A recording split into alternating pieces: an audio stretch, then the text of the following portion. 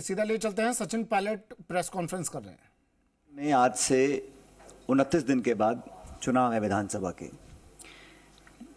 विधानसभा का चुनाव घोषित हो चुका है।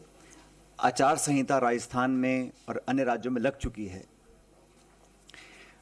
और आज ही के दिन भारत सरकार की जो एजेंसीज हैं उन्होंने जो कार्रवाई करी है जयपुर में और अन्य शहरों के अंदर,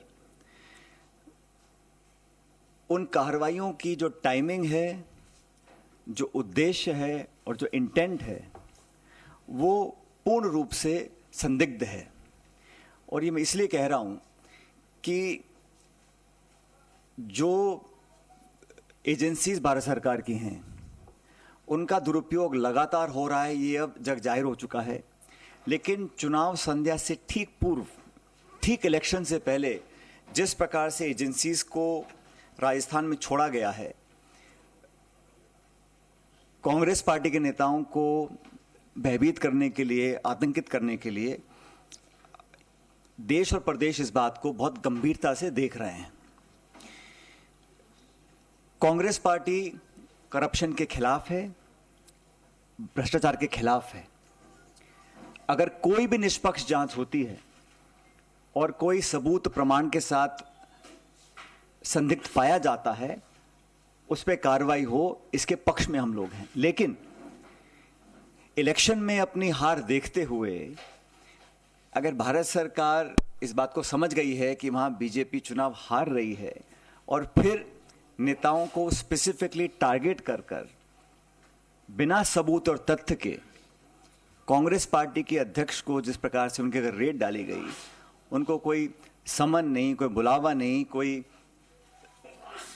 सबूत नहीं, और इस प्रकार की जो रेड डाली गई है वो सिर्फ एक संकेत देने के लिए दी गई है, मैसेज देने के लिए दी गई है कि अगर हम पॉलिटिकली कमजोर पड़ेंगे तो हमारा साथ देने के लिए नाना प्रकार की जो एजेंसीज भारत सरकार की हैं, चाहे वो सीबीआई है, ईडी है, इनकम टैक्स है, उनका हम दुरुपयोग करेंगे और लोगों के अंदर एक तरह का भय पैदा करने की हम कोशिश करेंगे।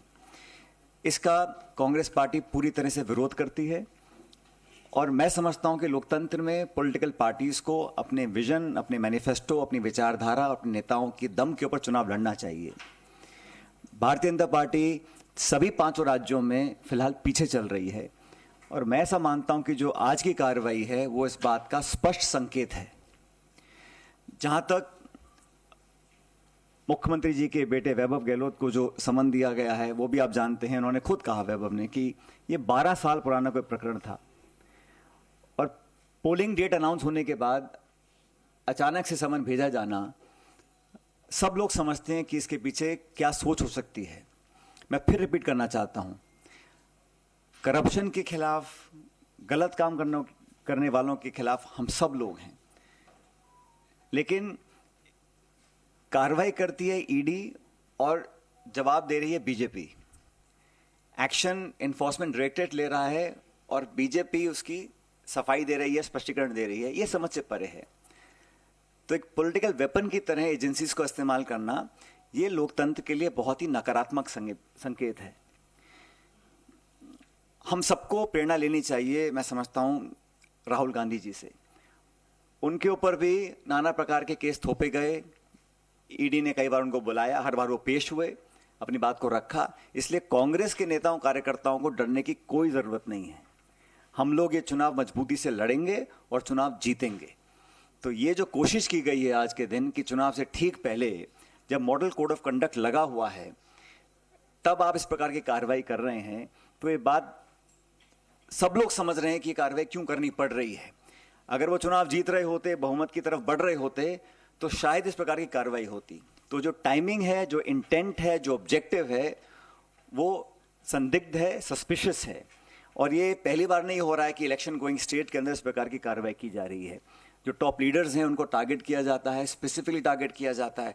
और जब चुनाव खत्म हो जाता है तो वो खबरें जब सुर्खियों से हट जाती हैं तो उसका कुछ अता पता रहता नहीं, उन केसेस का, उन आरोपों का, उन छापों का, उन नोटिस का, उन समन्स का। तो पॉलिटिकल टूल की तरह इसको इस्तेमाल किया जा रहा है। इस बात को जनता भी देख रही है, राजस्थान की और देश की भी। इसलिए जब जब मैं समझता हूं रूलिंग डिस्पेंसेशन जो दिल्ली में है, जब अपने आप को कमजोर पाती है तो इस प्रकार की एजेंसीज का वो पूरा सहायता लेकर अपना हित साधने में लग जाती हैं। ये एक बहुत गलत परंपरा है। ये लोकतंत्र के लिए, जैसा मैंने पहले कहा, एक अच्छा संकेत नहीं है। और जैसा मैंने कहा कि आज जो हुआ है उसको पूरा प्रदेश देख रहा है, इलेक्शन गोइंग स्टेट है। राजस्थान के अंदर जब जब करप्शन के इश्यूज आए उस पर कार्रवाई करने की मांग पहले भी होती, आज भी होती आई है। लेकिन अब जब चुनाव डिक्लेयर हो गए हैं, अब जब इलेक्शन सिर्फ 3-4 हफ्ते दूर है, अब अचानक आप जागें, पुराने केसेस को आप उठाएं, समन्स भेजें, छापे डालें और एक प्रकार से लोगों को टारगेट कर कर उनका चरित्र हनन करने की जो कोशिश करें। जांच से कोई डरता नहीं, आप कोई भी जांच कराइए, सब जांच फेस करने को तैयार है। जैसे मैंने कहा, राहुल गांधी जी फेस कर रहे हैं, सब लोग फेस कर रहे हैं।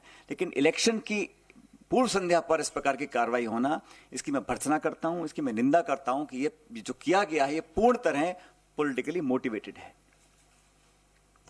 आप लोगों के कोई सवाल हैं तो मैं जवाब दे सकता हूं।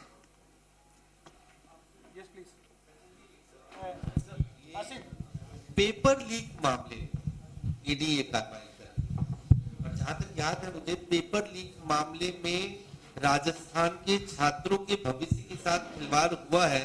इस बात को लेकर आपने लंबे समय तक एक प्रोटेस्ट आंदोलन, इस पूरे मामले को और इस पूरे मुद्दे को उठाया। आज ईडी इसी मामले को आधार बना के कार्रवाई कर रही है, क्या कहना चाहेंगे आप? ईडी का कोई स्टेटमेंट आया है? ईडी ने स्पष्ट किया है कि वो किस लिए कार्रवाई कर रही है, किसके ऊपर कार्रवाई कर रही है, क्या टाइमिंग उसकी है, क्या ऑब्जेक्टिव उनका है। ये खबरें फैलाई जाती हैं कि फला मुद्दे को लेकर कार्रवाई करेगी। मुझे तो अभी तक मैंने कोई ऑफिशियल स्टेटमेंट उस एजेंसी का देखा नहीं, पहली बात। दूसरी बात, पेपर लीक के खिलाफ पहले भी मैं था, हम सब लोग थे, आज भी और हमेशा रहेंगे। पेपर लीक अगर होता है तो लाखों नौजवानों के भविष्य पर अंधकार का काला साया आता है, इसको कोई सपोर्ट नहीं कर सकता। लेकिन मुझे खुशी है, जब इस मुद्दे को हमने उठाया था, एआईसीसी ने इसका संज्ञान लिया था और हमारी सरकार ने विधानसभा में एक कानून पारित किया जहां पेपर लीक में अगर कोई पकड़ा जाएगा उस पर उम्र कैद का प्रावधान देश में कहीं नहीं है। हम लोगों ने जब बात को उठाया तो एक लाइफ इम्प्रिजनमेंट का प्रावधान विधानसभा में पारित करवाया है। तो हम गंभीर हैं कि पेपर लीक जैसे इशू पर हम कार्रवाई करवाएंगे। लेकिन अभी तक जो कार्रवाई हुई है ये सिर्फ कांग्रेस अध्यक्ष हो या कोई मुख्यमंत्री हो या कोई बड़ा नेता हो उस पर की जा रही है। ये पेपर लीक से कोई लेना मुझे लगता नहीं है, वो तो एक खबर चल रही है। जैसा मैंने कहा, एक्शन ईडी लेता है और जवाब बीजेपी देती है। मुझे तो कोई ऑफिशियल स्टेटमेंट ईडी का अभी तक देखा नहीं मैंने, या उन्होंने कुछ कहा हो, स्पष्टीकरण दिया हो। अब आप किसी के घर छापा डाल दें, विजुअल्स दिखा दें, मीडिया में बातें फैला दें, तो वो तो कहीं ना कहीं मोटिवेटेड है और सब सिंक्रोनाइज्ड है इलेक्शन डेट को देखते हुए। Sir, the BJP at a press conference has said that Congress leaders are trying to politicize the ED action, which is aimed at corruption, rooting out corruption from Rajasthan. So, how do you respond to this criticism? I think one who is politicizing the entire country's institutions is the ruling dispensation. It is the Bharatiya Janata Party that has made a habit of using the government agencies, investigating agencies, central agencies as a weapon and a tool to target, harass and intimidate the leaders of the opposition party. Now, when they feel that they can't win elections through the mandate of the people of the state or the area, then they engage these agencies. Now, it surprises me that when the election is 29 days away, agencies are now raiding people, giving summons, raking up old cases. Like I said, the Chief Minister's son has also clarified that the case that they're mentioning, some Mauritius company, whatever. So that institution will reply. But 12-year-old case to be brought up at the eve of the elections is a very telling example of how the government of India is operating. And certainly, they are fearful of the fact that they may not win mandate again as they hope to. So in all the 5 states, Congress is doing exceedingly well. And I'm happy to report that all these intimidating tactics will not work. And I keep saying we must take inspiration from Mr. Rahul Gandhi, who has faced all these challenges. So there's nothing for the Congress leaders to fear or to feel intimidated, because this is it's a storybook play out that elections will be announced. When you feel that you're weak politically, you try and intimidate leaders of the Congress and others. And that is exactly what has happened. So in fact, it is an open secret now. And I think anybody who knows Indian politics understands that this is being done purely because elections are now around the corner and the BJP is significantly weaker than it thought it is. And the reality is hit hard. And that is why such actions are being taken. Sir मेरा सवाल ये है कि आज गजेंद्र सिंह शेखावत ने press conference की, उन्होंने कहा कि लगातार गहलोत सरकार और आपकी सरकार जो है वो करप्शन का मामला उठाती आई है। जब आज उन्हीं पे जांच हो रही है तो आपकी सरकार डरी हुई है, आपके मंत्री डरे हुए हैं, इसीलिए आप इस तरह का विरोध कर रहे हैं। तो आपकी क्या प्रतिक्रिया है? भारत सरकार 5 साल से सो रही थी। भारत सरकार को 4 साल 11 महीने तक कभी संज्ञान में नहीं लिया, कभी उनको याद नहीं आई, कभी कार्रवाई की सोची नहीं। जब चुनाव घोषित हो गए तो पूर्व डिप्टी सीएम सचिन पायलट